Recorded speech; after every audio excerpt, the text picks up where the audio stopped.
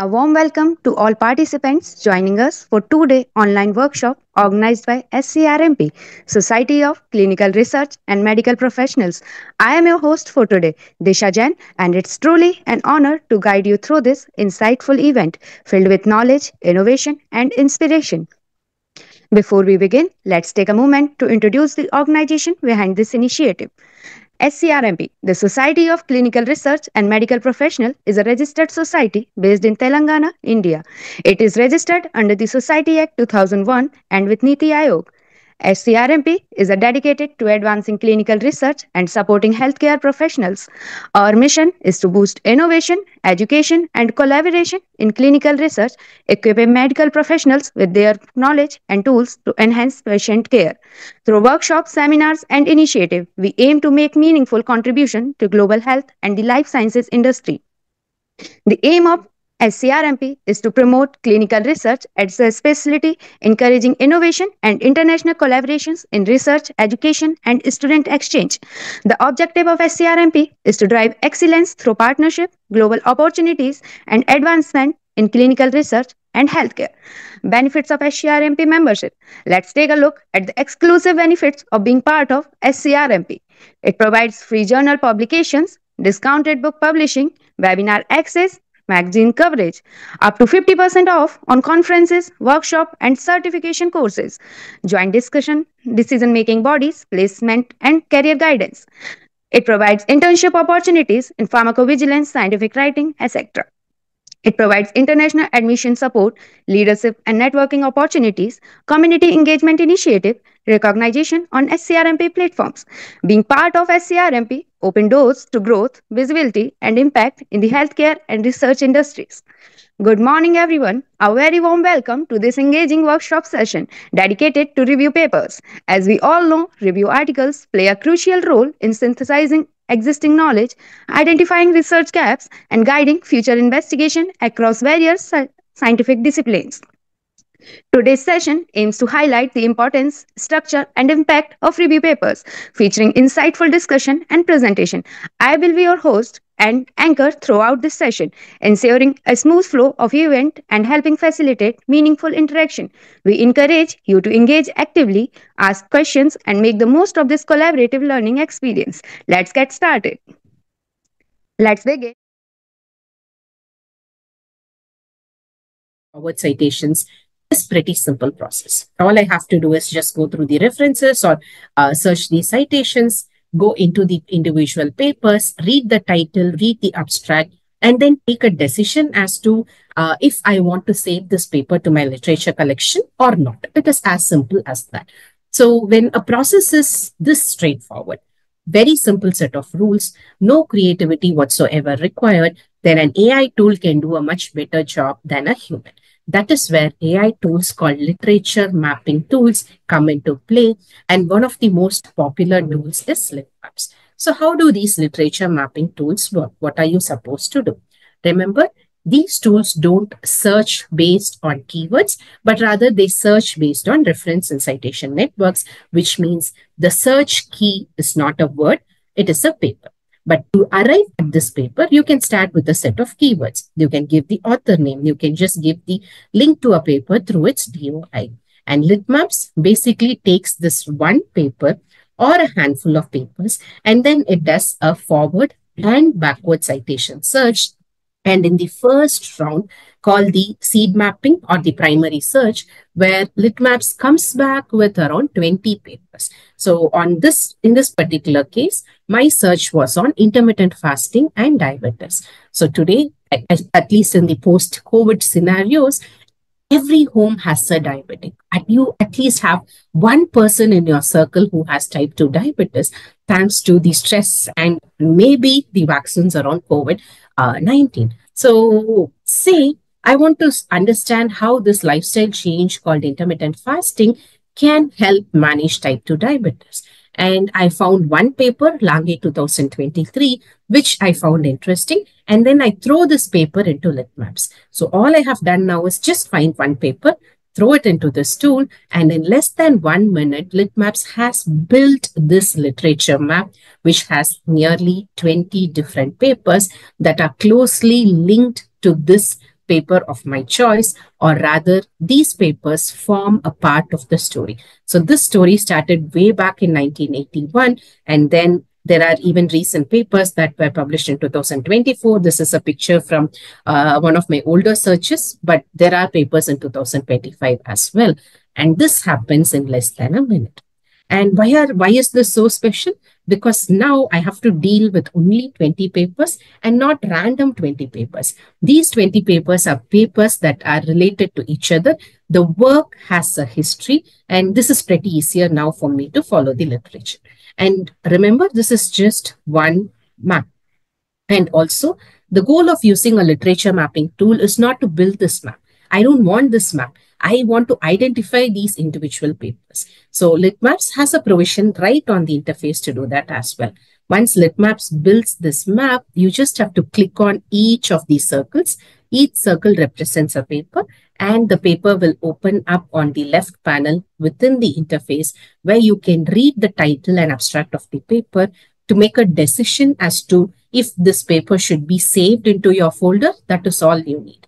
Read it. If you're happy with what you see on the title and abstract, just add it to your collection. You can also add it to your collection in Litmaps. You can save your entire literature library on Litmaps. And when you're ready, you can export it to one of your reference managers like Mendeley, Zotero. The general views of methodology, like what you are doing in that whole article. After that end result, your main outcome behind this work.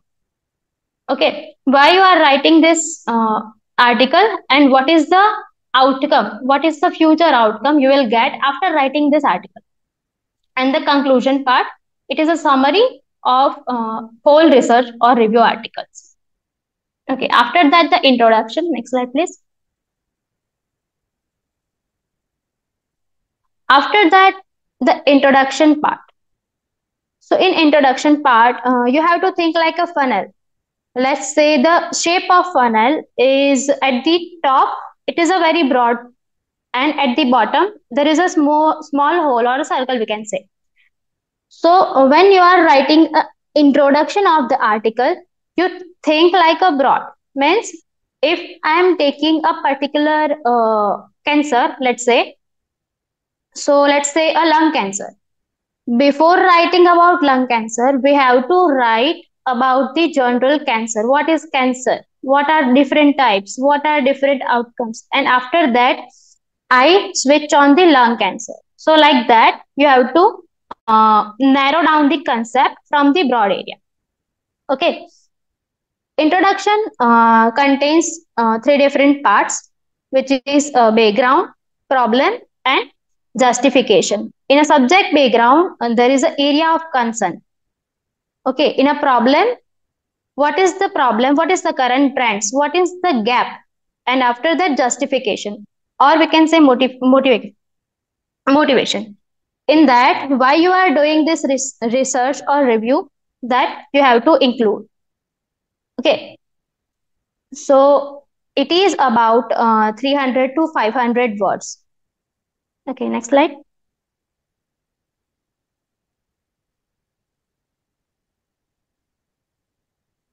After that, main text or a body part. It is a very crucial part or most important portion of any article, which is, you can say, about 3,500 words to 5,000 words. It is divided into several subsections as per the subtopics. It is, you have to discuss all the research findings in a particular subtopic. You have to show the strength and weaknesses of a particular research or review articles. And you cite the very appropriate references when you are writing the body, as well as in introduction section, you have to cite the particular references. Okay, let's say I am taking one research paper which is based on synthesis and biological activity of XYZ compound. So when I do the literature or when I do the review of that particular research article, how I will write it? I will write it like XYZ et al. Author mandate review that can be categorized into two types. First is invited review, that is invited by the journals to the authors. You can contribute your research and review articles to these journals. And second is the unsolicited review, that is not invited type of review, which normally we submitted to the journals. So come to the length of review. Let's discuss about the narrative review. So what is narrative reviews? It may be range between the 8,000 to 40,000 words, and that includes references and tables, figures, whole manuscript also. So this is known as a narrative reviews. If you will write the articles that contains more than 8,000 words and below the 40,000 words, and that belong to the narrative review articles. So next is the systematic review. I already told this that maybe we'll collect the data of the 5 years, 10 years, 15 years regarding the any medicines or regarding any natural products, regarding any drugs, regarding any disease. Then we systematic review the articles, and that consists of less than 10,000 words. So this is the importance part. Next is a component of the review articles. Suppose if any students, any faculty members, those who are joining in this online lecture, he or she want to write the articles. So how to write review articles and how to publish impact factors related articles to the journals. So we have to keep these parameters in our mind. First is the title. Second is the list of authors, abstract, keywords, abbreviations, introductions, body and main part, challenges and limitations in this particular topic, then conclusion and future aspect, otherwise future perspective of these articles. And we have to include the acknowledgement, funding informations, references, tables and figures. So one by one, I will discuss the how we can design the title, abstract, introductions, body parts, challenges, and these things. So come to the title and list of authors. So title, whenever you design the articles, review article, research article, around 30 to 40% article that are accepted based on the title and abstract what you have written in your articles. Recently, I have published one paper in the Aging Research Review that journals have impact factor 12.5. So how we can design the attractive title, and the title that should be very concise, that should be specific, and that consists of some key terms that reflect the primary focus of the study.